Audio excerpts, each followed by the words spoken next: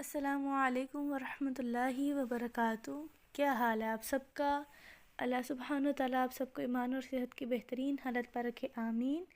بسم اللہ الرحمن الرحیم۔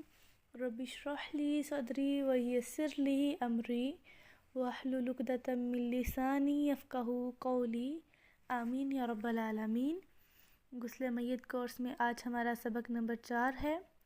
بسم اللہ الرحمن الرحیم۔ اس سبق میں ہم پڑھیں گے کہ میت کی تکفین و تدفین، وصیت کی تنفیذ، قرضوں کی ادائیگی کس طرح کی جائے گی۔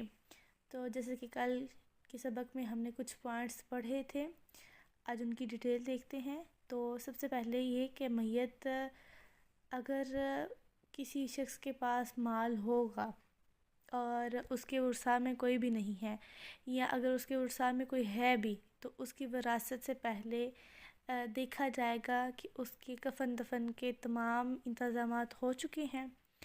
اگر میت کے ورثاء میں کوئی نہیں ہے، کوئی ایسا شخص ہے جس کا مال تو ہے لیکن اس کا وارث نہیں ہے، تو اس کے مال میں سے سب سے پہلے اس کا کفن دفن، اس کی تدفین کے سارے انتظامات کیے جائیں گے۔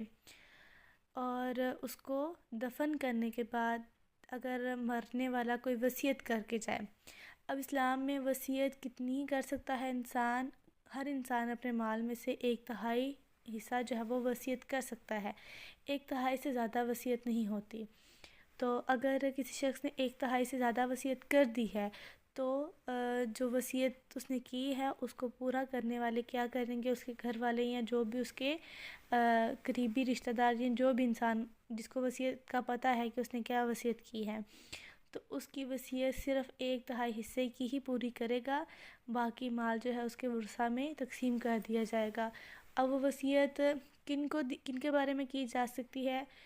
وہ رشتہ دار جن کے حصے وراثت میں اللہ رب العزت نے مقرر کیے ہیں، جیسے کہ بیٹی ہے، بیٹا ہے، ماں باپ، بہن بھائی، بیوی بچے، یہ تمام رشتے جتنے بھی ہیں ان کے حصے وراثت میں موجود ہیں، اس لیے انسان ان کے حق میں وصیت نہیں کر سکتا۔ اب صدقہ کر سکتے ہیں، یا وہ رشتہ دار یا کسی غریب کہ جن کے حصے آپ کی وراثت میں مقرر نہیں ہیں، اب ان کے حق میں وصیت کر سکتے ہیں۔ نمبر 3 پر ہے قرضوں کی ادائیگی۔ قرض کی ادائیگی نہایت ضروری ہے کہ ایک شہید کی جان بھی قرض کی ادائیگی نہ ہونے کی وجہ سے لٹکی رہتی ہے۔ تو اسے ہمیں یہ معلوم ہوتا ہے کہ قرض ادا کرنا کتنا زیادہ ضروری ہے۔ تو یہ ہم زندہ انسانوں کے لیے بھی بہت زیادہ سبق آموز بات ہے۔ بعض اوقات ہم اپنا قرض لیتے ہیں، اس کو ادا نہیں کرتے، وقت پر ادا نہیں کرتے، اور زندگی کا کوئی پتہ نہیں۔ بعض اوقات ہم جو قرض دینے والا قرض بھول جاتا ہے اور ہمیں یاد ہوتا ہے، لیکن ہم کہتے ہیں کہ اس کو یاد نہیں ہے، لہٰذا ہم قرض ادا نہیں کرتے۔ تو قرض ادا کرنے میں کتنی زیادہ احتیاط کرنی چاہیے تو وہ ہمیں یہاں سے معلوم ہو رہا ہے۔ تو قرضوں کی ادائیگی میں جلدی کرنی چاہیے۔ اگر میت جو شخص فوت ہو چکا ہے اس نے کسی سے قرض لیا تھا، تو آپ تمام رشتہ داروں یا اس کے جو بھی دوست احباب جتنے بھی ہیں ان سے پوچھیں، اگر اس نے قرض لیا تھا تو اس کا قرض ادا کیا جائے گا۔ قرض کہاں سے ادا کیا جائے گا؟ سب سے پہلے جو میت کا مال ہوگا اس میں سے قرض ادا کیا جائے گا، اور قرض ادا کرنے کے بعد اس باقی مال کی وراثت تقسیم کی جائے گی۔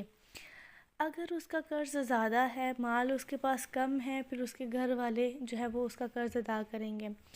اگر اتنا زیادہ قرض ہے کہ گھر والے بھی ادا نہیں کر سکتے، پھر رشتہ داروں کو کہا جائے گا، وہ سب لوگ مل کر، اور جتنے بھی جن لوگوں کو وہ جانتا ہے ان سب سے کہا جائے گا، وہ تمام لوگ مل کر اس شخص کا قرض ادا کریں گے، کیونکہ قرض ادا کرنا انتہائی ضروری ہے۔ تو میت کے حصے میں جتنا بھی قرض ہوگا اس کو ادا کیا جائے گا، اور جو لوگ نہیں ادا کرتے تو پھر اس کا وبال میت پر ہوگا، الا ماشاء اللہ کہ اللہ اس کو بخش دے۔ تو اس سے ہمیں یہ سبق ملتا ہے کہ انسان کو اپنی زندگی میں ہی اپنے تمام معاملات جو ہیں وہ کلیئر کر لینے چاہیے، نہ کہ اس کو لٹکا کر رکھیں۔ اگر ہم مر گئے تو ایسا نہ ہو کہ ہمارے تمام اعمال جو ہیں وہ روک لیے جائیں۔